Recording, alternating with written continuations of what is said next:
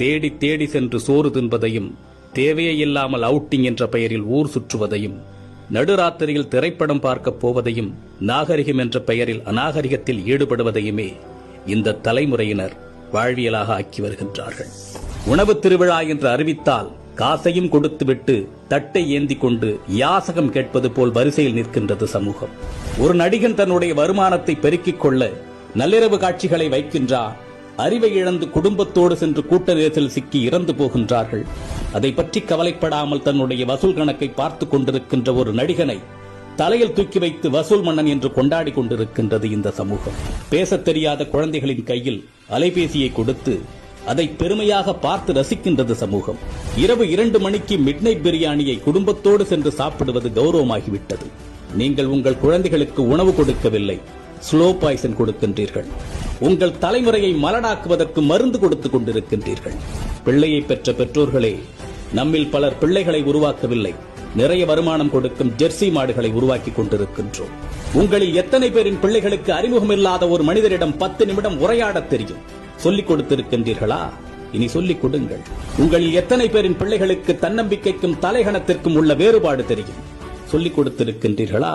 இனி சொல்லிக் கொடுங்கள். உங்களில் எத்தனை பேரின் பிள்ளைகளுக்கு நம் தாய்மொழியில் தமிழில் தொடர்ந்து ஒரு 5 நிமிடம் பிற மொழி கலவாமல் பேசத் தெரியும்? சொல்லிக் கொடுத்திருக்கின்றீர்களா? இனி சொல்லிக் கொடுங்கள். உங்களில் எத்தனை பேரின் பிள்ளைகளுக்கு உங்களின் மாத வருமானம் தெரியும்? அதை கொண்டு எப்படி உங்கள் குடும்பத்தை நடத்துகின்றீர்கள் என்று எத்தனை பேர் உங்கள் பிள்ளைகளுக்கு சொல்லிக் கொடுத்திருக்கின்றீர்கள்? இல்லை என்றால் சொல்லிக் கொடுங்கள். அது தெரியாததால் தான் இன்று பலர் லட்சத்தில் வருமானம் ஈட்டியும் இஎம்ஐயில் வாழ்க்கையை தொலைத்து விழி பிதுங்கி நின்று கொண்டிருக்கின்றார்கள்.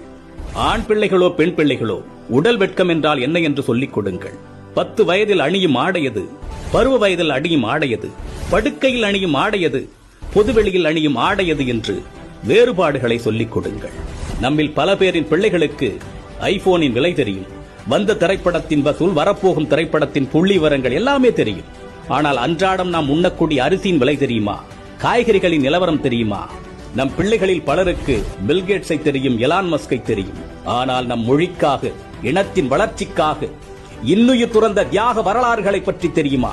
இன்னும் சொல்வதானால் உங்களில் எத்தனை பேர் அவர்களை நினைத்து பார்க்கின்றீர்கள்?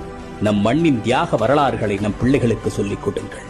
எப்பொழுதுமே உறவுகளை எதிரிகளாக மட்டுமே கட்டமைத்து அவர்களின் மூளைகளில் ஏற்றிவிடாதீர்கள். உறவுகளை ஒதுக்கத் தொடங்குங்கள் என்று அவர்களுக்கு நீங்கள் சொல்லிக் கொடுத்து விட்டால், அவர்கள் வளர்ந்துவிட்ட பிறகு அவர்கள் ஒதுக்குகின்ற முதலாவது நபர் நீங்களாக தான் இருப்பீர்கள். வாழ்க்கை என்பது வெறும் கேளிக்கையும் வேடிக்கையும் பணம் ஈட்டுவதும் ஆடம்பரமும் மட்டுமல்ல, அது மன நிறைவாக வாழ்வது. அது எப்படி என்று குழந்தைகளுக்கு கற்றுக் கொடுங்கள். இந்த மனித சமுதாயத்திற்கு